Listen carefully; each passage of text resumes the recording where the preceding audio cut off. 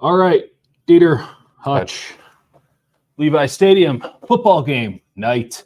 I would pass the cognitive test. This game has stolen the ability to complete full sentences from us. Yeah, what a stupid game that was. Also, we predicted it would be a stupid Yeah, game. no, I don't think we got anything wrong. It just feels real dumb. I did explicitly predict 3 Nick Bosa sacks, but I also... How many did he get? One. Thought he was going to line up against Guyton more. Didn't do as well as I thought. Yeah. Well, let's move on from that.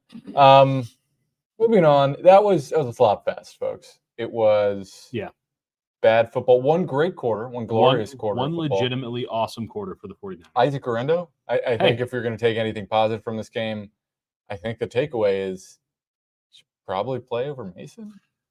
I mean, I think it's naturally built in with Mason's shoulder injury and not being able to touch it. But is it any surprise that Brock Purdy started moving the ball better when he had a check down option from the backfield? I don't think so. It was clear to me, and I think everyone watching, that he is just a natural. I mean, not like the greatest receiver we've ever seen, but like knows what he's doing as a receiver much more than Mason. He had that one catch out in the flat where he just snags it out. It was a terrible throw from Purdy, and yet he still caught it. So, like, clearly he has some gift in that realm. And something he does is like the way, and we've compared him to Mostert. Kyle Shanahan compared him to Mostert. He wears 31. But the way he tests edges, I think is distinct. Yeah. Like it's like really a kid at BYU, just really working the edge. 100%. And that's like he's soaking. It's something what I'm saying. It's something where it's like, even if it's not blocked up perfectly, angles don't really work the same on him that they do for a normal running back. And that just changes the way safeties get to him. It changes a lot of things, and it just gets you a couple more yards on a play that's either not perfectly blocked or just mediocre. It's telling, right? Second drive, third quarter, the 21-0 third quarter. Yep. You have Purdy passing to Guerrero for 12 yards to start the drive. And then, of course, Purdy has a nice little scramble to extend on a third down. And then ultimately the pick play touchdown for George Kittle. Still not quite sure why that wasn't. I guess it was because Conley was engaged. The safety, the corner kind of pulled him in, and it was like it was something where I was like, I don't think it should have necessarily been a flag, but the fact that they called it and then picked it up surprised me. There were some head scratching things in this game. Oh, it was a very, very strange game. But then you also, you had a couple of really good Guerrero plays. I got to say this too. So something that Kyle went to and something we talked about earlier in the week was, okay, you don't have Christian McCaffrey. You don't have a pass catching back out of the backfield. It's clearly something that this offense requires against man-to-man. Maybe put Debo back there. And they tried that. Debo has no juice. I understand he's in the hospital. I'm not holding it against the guy. The guy had no juice before he went to the hospital. He came back. Guess what? He was not magically healed with IVs and antibiotics. Like, he's in he looks slow. The only play he didn't look slow got called back. It's one of those things where when Debo's at his best, like those plays where he was at the edge, there was one where his Juice blocking out in front of him, and he was sort of waiting for Juice, I guess, to make the block. But like Debo at his best is just running full speed to the edge, and he's testing Trayvon Diggs, and he didn't test Trayvon Diggs. Right. He like stopped and shuffled and waited his feet, and you're like, clearly I don't think he feels like he's at 100%. Otherwise, he'd just be sending it to that edge and just going for it, and he would break a tackle and die for the pile, whatever. But like he didn't have the speed to just go for it. And I think that was notable and apparent on a few plays where they tried to get him out in space on the edge, and he just didn't have that. Like him with the ball in his hands at his best is like one of the fastest players in football. Right. And it's just not that. And he had a couple of plays where he was getting downhill a little bit. There was that drag route over the middle where he was able to get ahead of steam. But in terms of putting his foot in the ground and accelerating, it's gone. It's over. And that is, listen, you have to work with what you got. I don't think that that's a surprise to anybody with the 49ers. Here for a good time, not for a long time. But ultimately, it does force you to change how you game plan because you don't have that backup option. The reason they got Christian McCaffrey in the first place was they couldn't keep doing that with Debo. And the reason that they needed to go back to Debo is because they didn't have Christian McCaffrey. Guess what? They have neither. And I don't know if Christian McCaffrey's coming back after the bye or not. I don't know if Christian McCaffrey's ever going to look like the Christian McCaffrey we saw last year or the years before. But Guerendo, who does have a little bit of scat back in him, who does have the ability to catch the ball. And he's feeling himself a little bit. Like as well he should. I mean, again, he could have scored another touchdown tonight, slid. He's not a great running back, but he is a great athlete. Who has a? I mean, he ran into McKivitz on the first drive. What is it? Just ran square, like just right into his ass. Doing his Ezekiel Elliott. But he's also a guy that like we knew didn't know how to play running back coming out, and he's figuring it out. I mean, it's in every game you're seeing it. Only one way to get better is to play and to practice. And again, I don't know what's going down with McCaffrey. I think that everyone is talking like he's going to come back. I maintain skepticism, but I'll believe it when I see it. And that's the thing. It's like, so is that not the motto for this team right now? Right. Well, that's their whole sales pitch, right? The sales pitch is, okay, yeah, it doesn't look great, but we're going to get McCaffrey back. And when we get McCaffrey back, that'll solve everything. And sure, that's possible. Defensive tackle. Right. My thing is, if you're looking to one player, and granted, for McCaffrey to be the one player is like an outlier. Yeah. But if it's just him and you're like, he's going to solve everything, I think there's fundamental issues with this team on protections, how they're blocking. Like there's so many plays where somebody gets blown up. And it's not necessarily always the offensive line. Like George Kittle missed a block on was the first run play. Well, Guerendo missed a huge block, almost got Brock Purdy killed. 100%. And that was the one I think Pearsall was wide open. He was. That was still questionable for another reason, that you're having a 5-step drop on a 2nd and 3, and you're kind of trying to wind the clock down against the 9-man blitz. Right. Like, and I get it. So you got a big front, and you don't want to run against that. They just hate picking up blitzes. This team hates it. Yeah. And listen, McCaffrey's the guy who always the hot route. Yeah, did we just not notice I think 100 out of 100 times. I mean, clearly. Well, not just make Guerendo the hot route, because you definitely don't want to back their pass pro. But it's like you got a lot of questions, right? It's like defensive tackle. They were getting moved around, especially early. Like it's Zeke Elliott and Dalvin Cook, and the Cowboys are pretending like it's 2019. And there were times in this game where they were like running the ball effectively, running the ball well. And they're like maybe the worst run offense in the league. And Dalvin Cook actually looked like he had a little juice. All right. I'm just saying, like, maybe Rico Dowdle could have done that too. The fact that Ezekiel Elliott was running the ball with some success is all you need to know about how the defensive tackles play. By the way, if anyone sees Leonard Floyd, let him know that he's needed. The 49ers have paid him a lot of money. He's been missing since week 2, and really quite a tragedy for a man who is just coming into the heart of his career. They got some pressures, but it was not like this was a game. It felt like they could have been consistently pressuring Dak, and I did think Dallas chipped Bosa well and did a lot of good things. Chipping. That's a good call. But man, like you had to get more. Also, the fact that this was not a 20-point laugher, that the third quarter happened and then they let Dallas back into it, tells you everything you need to know about where this team is at. Yeah, and that was my column. Is that they're unserious? Maybe they could be serious. They come out of the bye, they get McCaffrey, they get Jennings back, Debo looks better, maybe, and maybe they get a shiny new toy at the trade deadline. I don't personally know what you can get, or that this team is sold enough to say, all right, let's go trade a draft pick, especially after how you drafted this year, and all of your rookies are like the only viable players you have. It's interesting. Yeah, the rookies are like the only good players, and we kind of joke about that, but also kind of not. Like Pearsall was your best wide receiver today, who didn't get looked at in situations where he's like open at times, and that's to a degree understandable. Yeah, understandable. And then I don't know if I want to give Pooney any love after today's game, but he's been forgettable. That's a positive. He started off good. Teams have like more of a book out on him. He missed one today. There was one really, really forgettable play for him. For sure.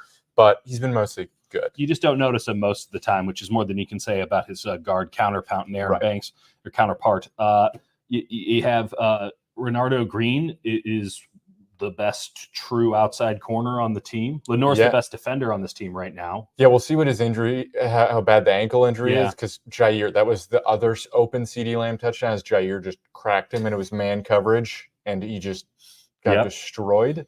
Yeah, you're wondering why they didn't cover him. Well, there was a couple of plays where they decided not to cover 88, which is a interesting the only defensive functional tactic. Player on their offense. He's really good. He's a good player. He's very good. I got to Maybe take back all the shit I talked about CeeDee Lamb because he was wrecking. I mean, by the way, couldn't get him the ball in the critical downs of that game. That said, they almost did have a pick because they knew exactly where they were going to go. There was 3 guys in a row. The problem is the 49ers were so well prepared that Fred Warner. Yeah. I thought it was going to be like. How many times did that happen this year, where guys just keep knocking down clear? It was the Cardinals game, right, where Devondre Campbell swatted it and Fred would have had a pick 6. Yeah, Leonard Floyd did it earlier this season too. Yeah. That's the only play I remember Leonard Floyd making. Fred did it to Lenore.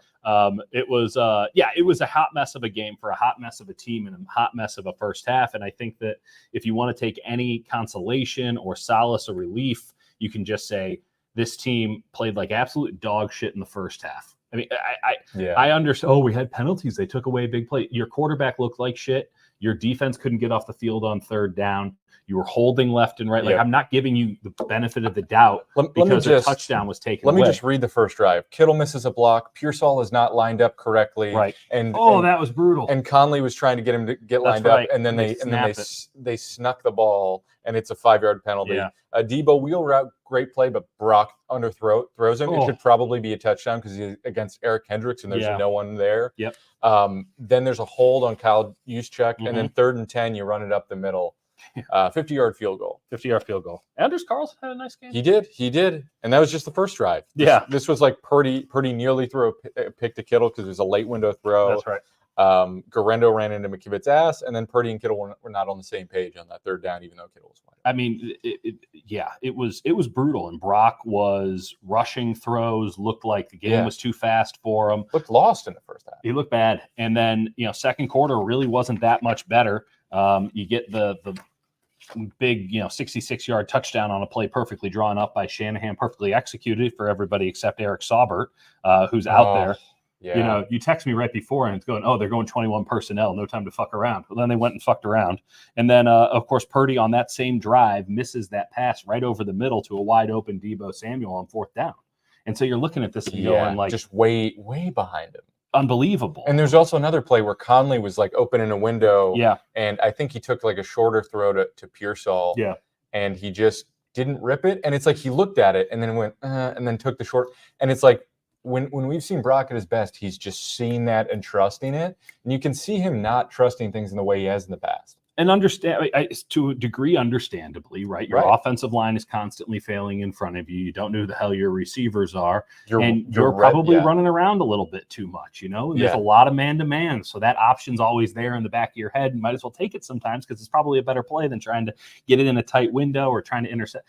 Kyle, I'm sure, is like, can't throw interceptions. You can't throw interceptions. Right. You can't throw interceptions. Well, that shit gets into the back of your head if you're trying to rip it. And man-to-man, you got to rip it. So and it's hot answer and is always safety valve. McCaffrey, where he's like, fuck it, I can throw a 3-yard little thing and he'll probably 14 yards for me. Right, like that's gone. Yeah, so it's nice to know that you can always get a 5-yard gain. And then they started running it in the 3rd quarter. And when Garendo comes in. Well, Garendo comes in and they immediately run it for 19 yards, but Kittle gets called for holding. And you're like, this is just going to be the longest. That's how they ended the first. Oh, no. I thought they had 2 good runs, and then they had a timeout or something. And that's correct. 19, 15, 19, but they held. Right. That's right. And it's just every time there was a stoppage in play, they had a fuck up on the next play. And so you're just like, this is an unserious team, as you noted. But then they come out. I mean, listen, they had 4 straight 3-and-outs forced against the Dallas offense. That matters. They go 43 yards on the first drive. I mean, listen, no, Dallas offense sucks. Don't get me wrong, but it wasn't 3-and-outs to start. That's and true. Then you get the 43-yard pass to Kittle. You come back with a Diamador Lenore touchdown. Yep. You come back with a nice. I mean, it's a short field, but you get the 7 plays. You stay. Where were they up 17? Well, now they're up to 10, and then they get another 3-and-out. Then Purdy has that sweet little improv thing and is able to keep a drive going. And they drive, 9 plays, 75 yards. And now they're up 17. And then they're like, okay, that's it. We're good. Yeah. And then they're just like, pack it in. We're good. But let's take note of the fact that their season was 100%. Like, I don't want to caveat anything. Right. Their season is 100% on the line. And they come out in the 3rd quarter and they just laid the wood to them on 4 straight possessions and go up 17 points in a game where they frankly had no business competing. It's and this is not an apt comparison. It's not fair because they don't have this kind of talent anymore, but it's very Warriors-like from when they were really dicking around in the KD era where they're third quarter, 100%. I guess we'll just blow these dudes off the face of the earth and then dick around for it. They shouldn't feel that confident, but it's nice to know they can actually do the thing. They can do it. And I think that's why you hear them express so much confidence. But for me, it's like, okay, you can do that. Yeah. But like, there's not nearly enough consistency and enough talent and reliability throughout. There's so many young players. Like, as much as the rookies are great, like Pearsall's still learning. Mm-hmm. Like, you don't fully trust Cowan. You're putting Ronnie Bell out there. I could have used more Cowing in this game. I'm with you. And the one Ronnie Bell play, like you saw Purdy screaming at him. What the fuck are you doing, Ronnie? You're not blocking and you're not running. It was a 3rd and 3.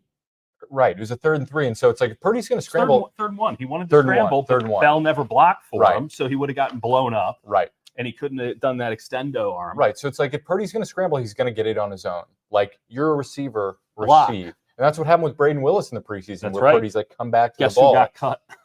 It's rough. I do think that if they want to make some moves, defensive tackle is the place they got to start. I got to give some shout outs to Devondre Campbell. I thought he actually had a very nice game. Yeah, he missed a couple, but he had perfect. 2 nice tackles. No, I'm with you. But he made a couple nice plays. He had a really good run stop. He wasn't in duds for the first time all season. Studs and duds. I put it out at the end of every game. He wasn't in duds. That's fair. 7 of 8, but he wasn't in this one, so that's a win. Kicking game was fine. Special teams, honestly, I think the bigger mistake was from Dallas. Dude, how are you going to take the ball out of Kevontae Turpin's hand on that? That was wild. Also, jury duty, not getting it into the landing zone. Yeah, though he's sick. I will say, Andrews Carlson intentionally kicking it out of bounds because they're like, the only way Dallas is going to beat us. Yeah, that's their best offensive play. Yeah, who, by the way, this game is like a Kevontae Turpin catch down the sideline on that third. That's the thing, he can't catch. Right. Which is fair. He's the greatest player in NFL history. He's Tyreek Hill if he can catch. Yeah. But he cannot catch. I'm with you. And we saw it on a kick return. He just dropped it. It didn't matter because he dribbled it like he was fucking Jimmer Fredette and just kept going. But this was just a hot mess of a game for a hot mess of a team and a hot mess of the first half. And I wonder if having to click in for just a minute, for just a stretch there in the third quarter, is this team having a sobering moment and saying, okay, hangover time's over. Right. Let's get it on. We'll come back. We get Tampa Bay, who's themselves a hot mess right now. Yeah, no Godwin, no Evans. I mean, there's something to be said for the possibilities here. They could also just not be a very good team, and we can just be on the up and down machine for the rest of the year. Got to prove it. As much as that's coach speak, like genuinely, I can't believe anything from this team. Yeah. Like, I think what you can do with this team is say, all right, the first half of the season is over. We're starting from zero. Let's pretend we've never seen this team before and clean slate. Let's see what they do against Tampa, who has Vita Vea, which is kind of it. That's it. Which is one of those players that is really good against this sort of front. And he can beat 3 men by himself. But if you come out and you look good, this is a team that often, like, when they get going in the right direction at the right time, they're like, they get sold on their own supply and it works. Yeah. So I'm very, very interested to see what they do at the trade deadline, because clearly some augmentation, even a small one, right? Let's bring in another wide receiver, a depth wide receiver. I'm not talking, number 1 or anything like that, but here's, a Mike Williams wouldn't hurt on this team, right? Oh, yeah. Just that's your 6th wide receiver. It's another Conley type. It's not Ronnie Bell. Yeah. Because obviously Ayuk's not coming back, so you need to upgrade at the bottom end. You got to Farhan this thing. I would like to see another linebacker come in. D. Winters picks up a concussion today. They weren't going to play D. Winters. Yeah, they played Tatum Bethune for 1 snap. Yeah, clearly they don't trust him. A couple more. Yeah, and so they probably need another linebacker unless they want to go with Jalen Graham, which some people suggest they should. It's the trouble I have with this team is, I think if you're going to go clear spots, wide receiver, defensive tackle, linebacker, right? That's right. But tight end, they're never going to do that. I think a second tight end might be. We've been saying that for a decade. That's fair. And they've never listened to us, and the dream is dead. And we believed in Eric Saubert, and he had one incredible game, and I liked it. But he's a good blocking tight end. What if now that we've completely given up on the possibility of 2 tight ends, they're like, we can do this now?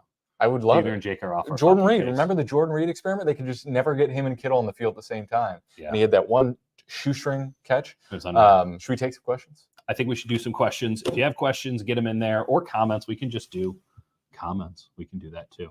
Questions, okay, comments, let's go with concerns. let's talk defensive line. Very low confidence. I presume this is Jesus or Jesus. We're going to call him the Jesus, saying he has low confidence on the defense, especially defensive line. I actually thought the secondary was pretty good in this game. I know CeeDee Lamb kind of messes that up. It was one bust, and then Renardo Green getting ramrodded. If you have to target somebody 17 times, did he get targeted 17 times? He got targeted 17 times. Like, you don't have that much else going for you, and like, that guy makes a lot of money.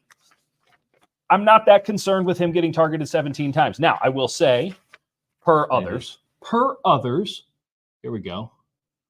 This is Jimmy. What are you guys thinking of Charvarius Ward? Seems like his play has regressed a lot, and he was searching for himself on Twitter after the game, which is always a good look. By the way, both number 7 corners had bad interactions with reporters after this game, which is just not good. Not a good look. Granted, pun intended. Yeah.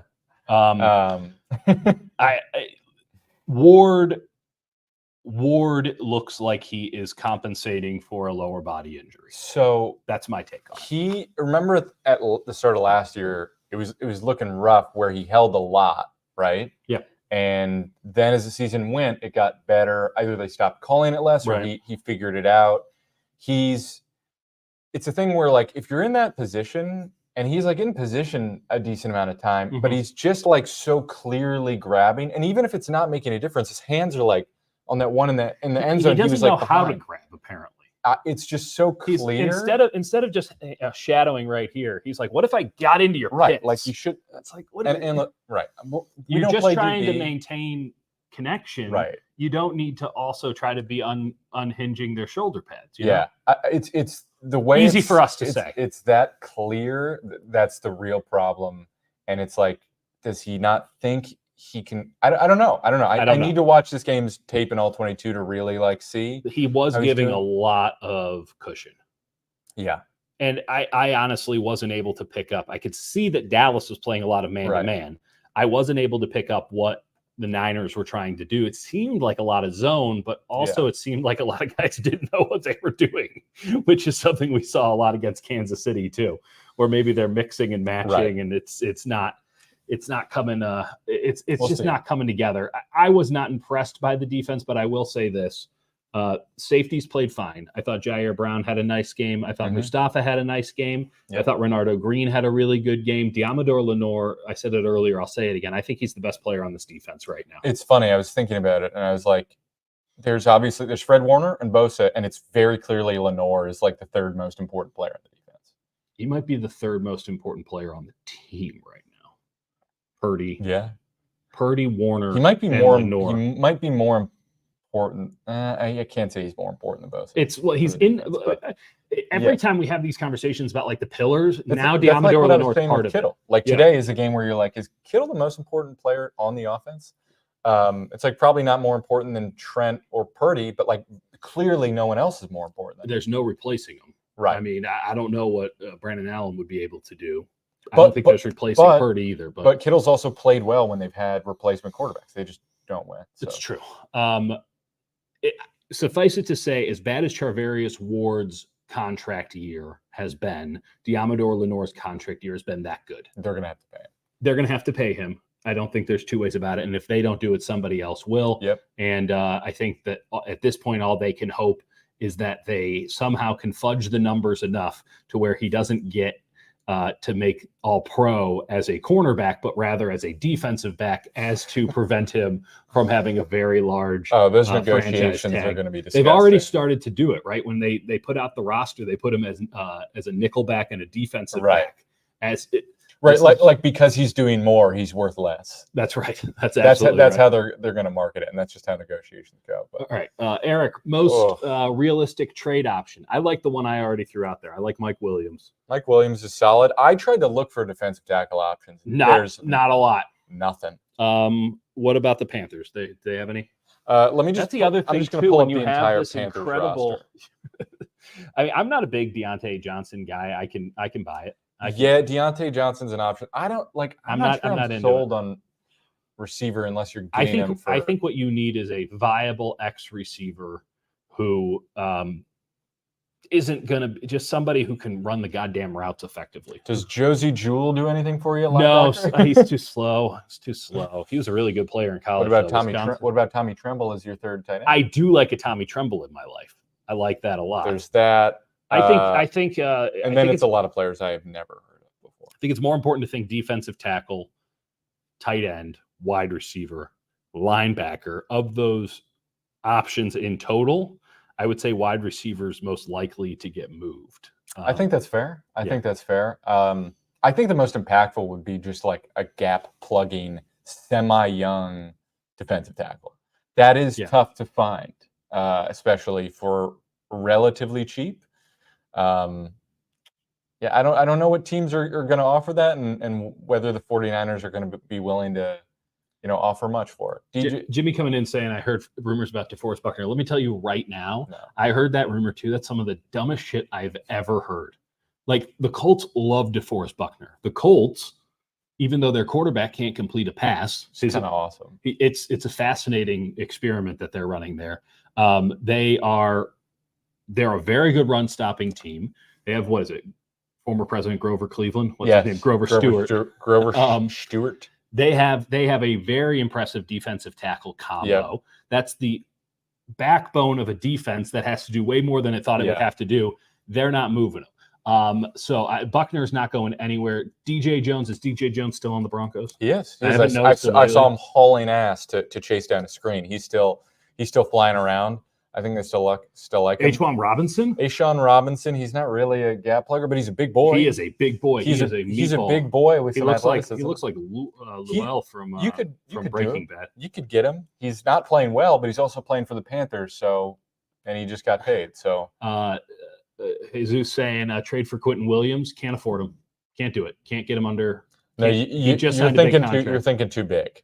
Think both bigger and smaller. You need to think fourth round, because the flip side of this is the Niners are one Brock Purdy twisted ankle away from drafting in the top 10.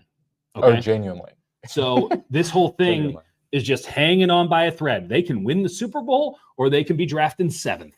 There's really not that much difference with this football team. So you cannot hedge your bet on a draft pick and go like, well, we'll just give up a second or a third. That's the reason you're in the situation you're in right now. You traded all your second and third round picks for Christian McCaffrey, who was worth it. You also traded 3 first round picks for Trey Lance, who was inactive for the Cowboys tonight. So obviously not worth it. You have to, if you're going to move somebody, you can move a day 3 pick. Yep. That's fine. You've got comp picks coming out of your ears.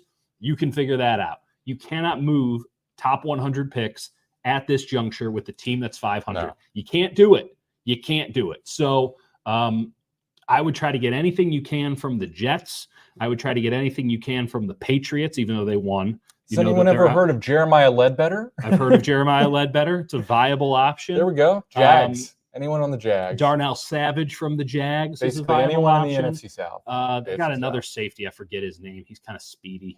He's an option too. But I'm taking safety off the board. That was something that I was actually pretty keen on, and understanding Dallas and Kansas City, it should be noted, not pushing it as far as I thought. But one, I don't think the Patriots would trade. This is Josh Uche. I think the Patriots really like him. Also, I don't think they're going to go for an edge rusher. I know they love to do that, but I think that they think Yetur Gross-Matos is going to come back, and they've gotten good production from Samo. Samo's been great. Who's like, they kind of have something with him slotted in at 3 technique on pass downs. Yeah.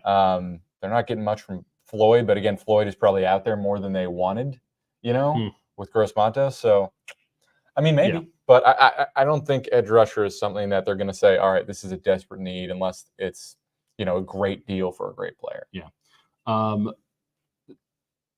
Jello saying that they're going to pay Greenlaw, Purdy, and Lenore. You got 2 of the 3 right there. People, yeah. Greenlaw's not getting paid. It's not happening. We love Dre Greenlaw. We love Dre Greenlaw. But nice guy. He's coming off an Achilles. Super fun player. It's hard to imagine he's going to be anything close to the same. That's just how Achilles injuries work. Yeah. And he's not getting paid. He got paid once. Yeah. Not getting paid again.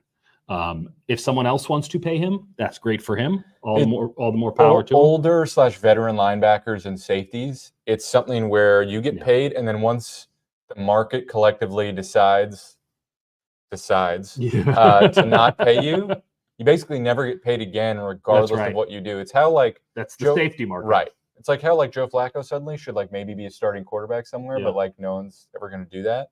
Not that I'm saying Joe Flacco. Cisco is the guy I was thinking of. Thank you, Safi. Oh, nice. I do like Cisco. He fast. Probably do need another running back. Ian Sharp. I don't even know where you go because they've got Keyshawn Vaughn on the practice squad. Can you send a 7th round pick to the Rams for a certain someone? Who are you thinking? I'm thinking Cody Schrader. I wasn't sure if you were saying Jake Funk, who's I'll take a Jake Funk too. I need a white boy running back on this team. They got a white boy wide receiver. We need a white boy running back. I don't think they would trade back for Cody Schrader, but I think you can get a backup running back somewhere off of practice. Suffice it to say, we got ample time over the next week and a half. Luckily, nothing else is happening, and so we have nothing else to think about. But trade deadline day, which is the most important thing happening on November 5th. So it's I'm actually happy it gives us something to actually think about instead of paying attention to nonsense. Thanks, Nick. The climate is different, you guys. I am of the mindset that the Niners do need to make a little bit of a move, but anything bold and brash needs to be such an obvious win. You can't turn that down. Like a Devontae Adams for a 3rd or 4th round, you're like, fuck it, you got to do that. Right. But giving up anything, everyone talking Myles Garrett or, something you're not much smaller. You cannot give up a top 100 pick because you can see how valuable the top 100 picks are to this team this year. And you can see how by fucking up your top 100 picks the 2 years prior, this team's in a big hole overall talent wise, and they're having to rely on rookies. Last one here. What changes do the Niners need to make on defense? Can't keep going to this prevent defense and giving up points when they get a big lead. Sorry, one receiver name to throw out at you. They've got a great relationship with the Titans, who are open sellers. The ghost of Tyler Boyd. Just saying. I'm down. Just saying. I'm down. Sorry. Do you want you want to get a Calvin Ridley? It's not legal to gamble in California, so he'd be good. Sure. He can run away from the DraftKings problems. Changes that they need to make on defense. I mean, is it? I'm still not sure if Nick Sorensen's a good coordinator or not. No. The further this goes on, the more I have to think he's probably not. But we're not all the way there yet. But he's also seen what happens when you try and put your own stamp on it. Yeah. And Kyle's preference has always been simplicity and just I think that's Fred's preference too. Right. And just trust your personnel and kind of let Fred be in charge and just play sound and be simple and occasionally run some stunts. Some run blitzes, I think, would be a nice wrinkle given how weak they are on the interior of the defensive line. I'll give you 2 things. One, I think you need to blitz Lenore more. Oh yeah, I would like to see that. They don't blitz their DBs almost ever. I think they need Lenore in coverage so much that they're scared to do that. Understandably, that's a fair concern. They're not wrong. I'd still like to see it more. Yep. Second, I'd like to see any other linebacker next to Fred Warner, just to find out. Third, I would like to see tighter splits on the defensive line. Yeah, I understand that's not their ball game. I think coming out of the bye week, I'd like to see Nick Bosa playing a 7 technique. I think what happens with that, he gets chipped so often. He has such a long run up when he's playing so wide. It leaves him really vulnerable. And when you're not getting stuff on the other side, they can just do that all day. Yeah.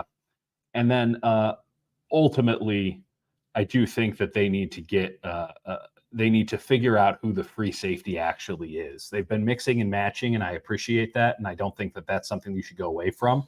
But if Mustafa is the actual free safety here, I'm a little concerned about that. I'm a little concerned about either of them. Well, but I'd like them to just sort of lock somebody in so that they can. I think they've been trusting Mustafa more in that role. I think that's where they're going. But late in this game, it felt like Jair Brown was up more. And Is that because they trust Mustafa as a single high safety, or is it because they don't trust Mustafa as a line of scrimmage defender? Yeah. So I'd like an answer there. By the way, just trade for anyone on the Titans roster, which we love. Like we love the Chig Titans Okonkwo. roster. Chig Okonkwo would be great. Be awesome. You know, who else we got? Another Nick Westbrook-Akine, another like mediocre. Nick Westbrook-Akine, everyone's last ditch option in fantasy 100%. Football. 100%. Would they trade their new acquisition, Jerome Baker, as a backup linebacker? Jerome Baker, never unpacked. Apparently, Ernest Jones, who I defended and almost got in an argument with someone online, is actually a nice discourse. Just had the like a horrible game. He played today? Yeah. That's not fair. Well, because they played him at Mike, and it's like it's tough to make him call the plays when you just got to play. You know who they should go get? Who's that? Our good friend Alex Simon bringing it up. I would love it. I would love it. Aziz on the Texans. Aziz played for the Texans. Sorry. Who are the linebackers for the Titans right now? Well, as I just mentioned, you've got Jerome Baker. Yeah. And Kenneth Murray. Kenneth Murray's pretty good. Kenneth Murray, like the former Oklahoma guy? Former Charger? Yeah. Kenneth Murray. I don't know. The fact that I don't know them off the top of my head doesn't give me any confidence that they're going to be in good. This is a somewhat interesting question. This is about Huff? Yeah, well, he's probably not coming back. He's like going to wait 3 weeks and then try and put it in a cast, and then it's a good question though. Can you play him at weak side linebacker? Probably not. I don't think so. I think you can play him at Sam, which is basically what he is. Right. But you know what though? Let me throw this to you, because Fred was drafted and he was a safety, and then they're like, we're going to actually make him a weak side linebacker, move linebacker, and then they're like, oh, we'll just move him to middle. Maybe there isn't as much of a difference as I thought. Now, the issue is Huff isn't tall. Like, that does seem to be some sort of requirement to have a little bit of height. Right. And you just face so much of the second level blocking from, like, you get singled out. And if you're small, like, you just don't have the strength to deal with some of those offensive linemen.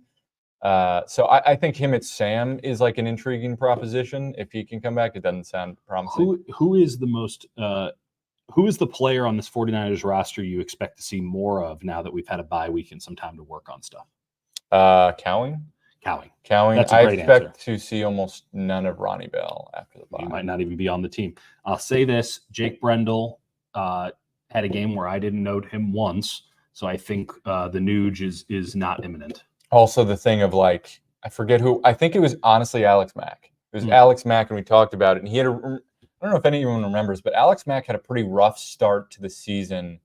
I think the year they signed him, he was looking slow. He's looking rough, and he said something to the effect of, "There's scar tissue, and like as you're older, it takes time for that scar tissue to wear down for your legs to get under you." You know it. You know, you get into about mile 10 of that bike ride, and you're like, I actually know what I'm doing here. I said that about Devondre Campbell today, where I'm like, is he figuring it out? Is that scar tissue breaking down? Yeah. Is it actually the inverse, where I thought the wheels would come off in the second half? Yeah.